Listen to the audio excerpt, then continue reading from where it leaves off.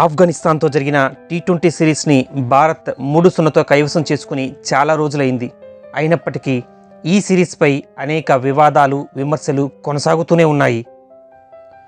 ఆఖరి మ్యాచ్లో రోహిత్ శర్మ అద్భుత సెంచరీ చేయడం ఒక సంచలనమైతే, ఈ మ్యాచ్ ఫలితం కోసం 2 సూపర్ ఓవర్లు ఆడడం మరో సంచలనం.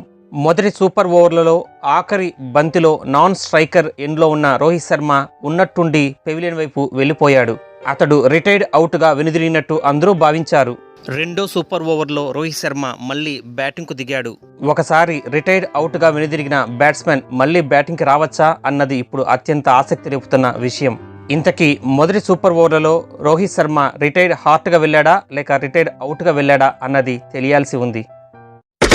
ఆఫ్ఘనిస్తాన్తో జరిగిన 3వ టీ20 మ్యాచ్లో 22 పరుగులకే 4 వికెట్లు పడిన నేపథ్యంలో రోహిత్ శర్మ రింకు సింగ్తో కలిసి అద్భుతంగా ఆడాడు. జట్టుకి అవసరమైన సమయంలో కెప్టెన్గా తన ఇన్నింగ్స్ని పూర్తి చేశాడు.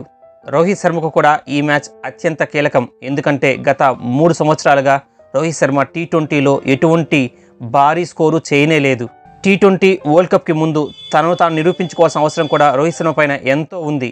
టీ20 కెప్టెన్లుగా హార్దిక్ పాండ్యే, సూర్యకుమార్ యాదవ్ అద్భుతంగా రాణించిన ఈ నేపథ్యంలో రోహిత్ శర్మ తను తాను ఖచ్చితంగా నిరూపించుకోవాలి. ఈ నేపథ్యంలో రోహిత్ శర్మ అద్భుతంగా ఆడాడు. కేవలం మ్యాచ్లోనే కాదు, సూపర్ ఓవర్లో సైతం అద్భుతమైన ఫామ్ని కొనసాగించాడు. భారత్కి విజయాన్ని అందించాడు. జనవరి 25 నుంచి భారత్ ఇంగ్లాండ్ మధ్య 5 టెస్టుల సిరీస్ ప్రారంభం కానుంది. ఈ సిరీస్లో మొదటి 2 టెస్టులకు విరాట్ కోహ్లీ దూరంగా ఉండనున్నాడు. వ్యక్తిగత కారణాలతో ఈ మ్యాచ్లకు అందుబాటులో కోహ్లీ ఉండట్లేదు. ఇక జట్టు విషయానికి వస్తే ఈ సిరీస్లో రోహిత్ శర్మ కెప్టెన్గా వ్యవహరిస్తాడు. బుమ్రా వైస్ కెప్టెన్గా వ్యవహరిస్తాడు. కేఎల్ రాహుల్ లేక కేఎస్ భరత్ వికెట్ కీపర్లుగా ఉంటారు. ఇక శుభ్మాన్ గిల్, యశస్వి జైస్వాల్, శ్రేయస్ అయ్యర్, ధ్రువ్, అశ్విన్, రవీంద్ర జడేజా, అక్షర్ పటేల్, కుల్దీప్ యాదవ్, సిరాజ్, ముఖేష్ కుమార్, ఆవేష్ ఖాన్ ఇతర జట్టు సభ్యులు. ఇంగ్లాండ్తో టెస్టు సిరీస్కు టీం ఇండియా సిద్ధమవుతోంది. గురువారం హైదరాబాద్లో తొలి టెస్ట్ ప్రారంభం కానుంది. ఈ నేపథ్యంలో టీమిండియా వికెట్ కీపర్గా ఎవరు ఆడుతారు అనే చర్చ జోరందుకుంది.